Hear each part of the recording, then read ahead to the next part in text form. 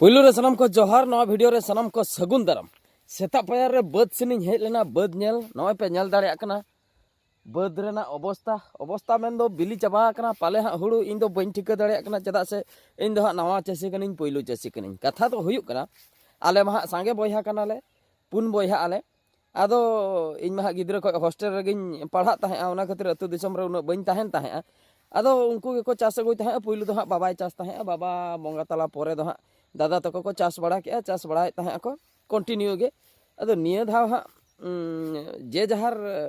Check कोतार को कमी के खान चास टाइम रे अदो बद दो फाका ताहे कना अदो फाका ताहे खान अदो हा निया धाव चेक कोतार मने बड़ा हुयनते इन हो अतु दिसम रेगिन ताहेन कना आर शूटिंग बड़ा को हुयुक कना अदो हा मेता को अकोय को पे चास आकी अदो को लैया बांगा निया धाव दो उनका दो हा अकोय हो बाको रेबेन सबिदना अदोन लैया हापे इन परि मिद शर्मा गानिन चास लगिन गान हचो दाड़िया कना से बांगा जुदी हाँ गाने ना बेस कथा जुदी हाँ बांग गान लेना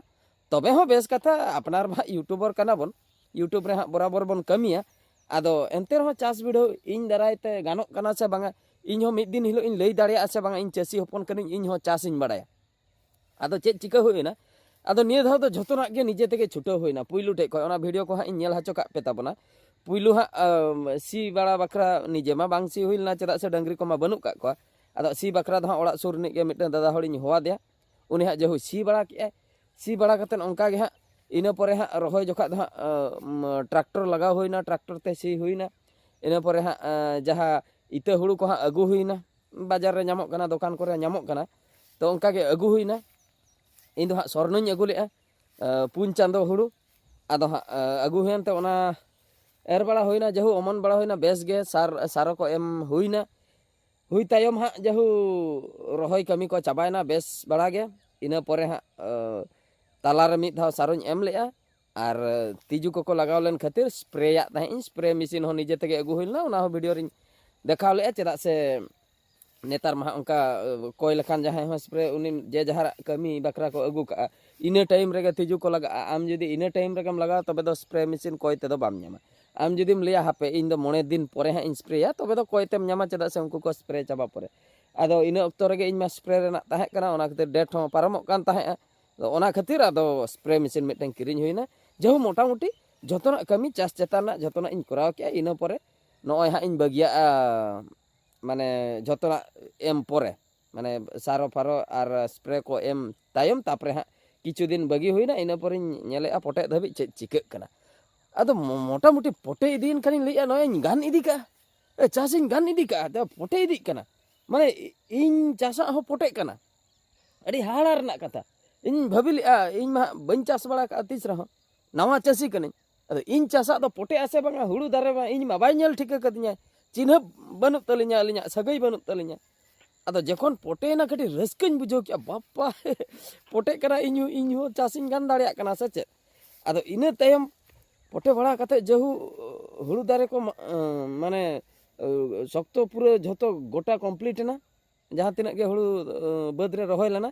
झतो पोटे चाबाना पोटे तायम नितो बई बईते पाकड़ हेना पाकड़ तायम नय बिली हेना जखन बिली तायम कलर बदल इदीना ससांग इदीना मांग मा ताहे कना अब लील के नेलोक कान ताहे तापरे ससांग इदीन कनिन ठीक के बापा बिली इदीना बिली तायम इन परे नितो इन नेलेआ निथा नते दाणा बड़ा हेज हुया कना निया मांग रे हेज लेना तीसो इन हेज लेना तीस्तार में दिन मोने तुरुय दिन मांग रे हेज लेना उन जोखा तो झतो दो बांग ससांग लेना किछु गान दो लील के नेलोक कान ताहे मेगा तेहेन दो गोटा के ससांग इन नेले मोटा मोटी बिली चाबा कना चेचो अदो बिली चाबा कान खान हा इर कमी हा बाकी मेना नय पे नेल दाड़िया कान ताबना नय पूरा ससांग चाबा कना अदो हा वीडियो रे दो ससांग के नेलोक कना से ओका लेका नेलोक कना बइन लई दाड़िया मेनखान नय हाँ मेद तेमा पूरा ससांग के नेलोक कना नय को नय पे नेल दाड़िया कान ताबना पूरा ससांग चाबा कना नय को पे नेल दाड़िया कान ताबना गोटा के पूरा ससांग चाबा कना नय इर गान अकना से बांगा कमेंट काते निहति पे बड़ाय हचि냐 आर नो जहा हुड़ू हाँ इन चास ले नो दो स्वर्णो हुड़ू कना नय पूरा गोटा के ससांग के नेलोक कना ना दो मिट्टे बद रेना चित्र नेल हचो के पे ताबना इन परे हाने हानते रे मिट्टे बद हेना ओने ओना हो ससांग चाबा कना अच्छा इन परे नोते रे मिट्टे बद हेना नय नो हो ससांग चाबा कना अच्छा नय नो बद मिट्टे नेल ताबन पे नय नो हो ससांग चाबा कना अच्छा नय नोते रे मिट्टे बद नेल ताबन पे नॉय नॉय हो मोटामुटी सासांग चाबा आकना माने गोटा नॉय नोंकाते जेतकी बद नॉय नोंकाते आले बद जहां तिना मेना झोतो गे हां सासांग चाबा आकना आदो ओनागे इनिन भाबीआ पाले हां ईर गाना आकना मोटामुटी झोतो हां बिली आकना अड़ी खुशी बुझे कना आदो आपे निहते कमेंट करते पे बड़ा हचु냐 नोंका रेगे को ईरा से आर ओका लेका ऑक्तो को ईरा चेदा से नवा चासी कनिन कटिज तला ओना खातिर कुकली जंगा कना से आर बरसिन पे महा से 9 दिन गनिन तंगिया से नितोग गे ईर उतर हुआ से पूरा बिली कते माने पूरा बिली माने दारे को जखन रोहड़ चाबा इना पुरिन ईरा इन तेमा चता हुड़ू दारे को आज तेगे घोलटा माने ईर हो बांग हुई अंकन भाबी पाले गाते को नय नोंका आले सदा परिस्थिति गोटा गे हां पूरा पूरी बिली चाबा कना ईर हां मिमिट हर दा को एतहब गन का आर आले हो नय एतहब लगी आले इन कन्फ्यूज रे मिनिया गान उतर कना से बांगा कुली बड़ा हुई कना जेहेतु नवा चासी हिसाब ते कुली बड़ा हुई कना आर जुदी बन कुली को आर जुदी ईर गन का मा बांग गान को ओना हो खराब लैया को जहां को कटी हां को बड़ाया नवा इदी कते ज्ञान जहां हेना नई पे नल दाड़े कना बेटी ओकासन रे दाणा बड़ाय आय ओकातेम चला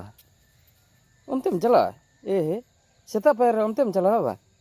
अपा दाणन करम सेता खोय मामा दो मेना या बाबू दो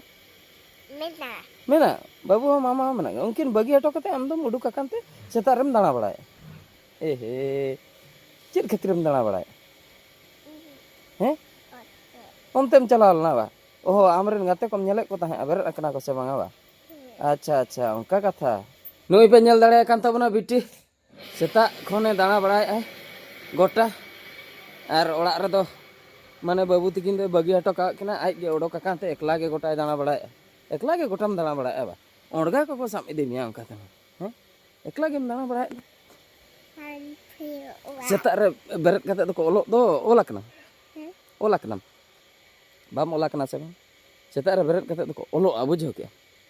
और आम दो बेरत संगे दाणा बड़ा उठो कना बा पापा नते दाणाय आम भगी आले बद धारे रे मेना लेते नते रे दाणा बड़ा जुदी सड़क धारे को हुई को नुई दो सेता रे बेरत संगे आले बेरत मांग रे बेरत कोते ओका सेत दाणा बड़ा के ओंडगा ठेन ले गेंडा हचो को ओंडगा इदी किया हुना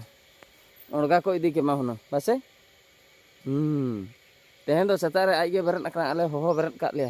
आले दले जपित चाबाले आइगे चिके तेतारे एभेनेनते 4:30 को से पूरा हो छुटो अकना चे एम न्यूर के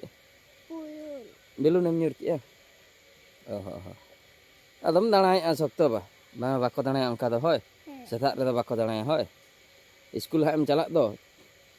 इना परे हा अंतरे दाणा बड़ा बुझो खेलो यापे हा बुझो के आर बेरत संगेम दाणाय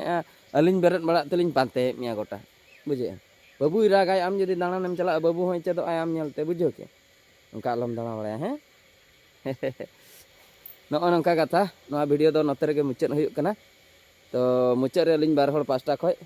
गॉड जोहार।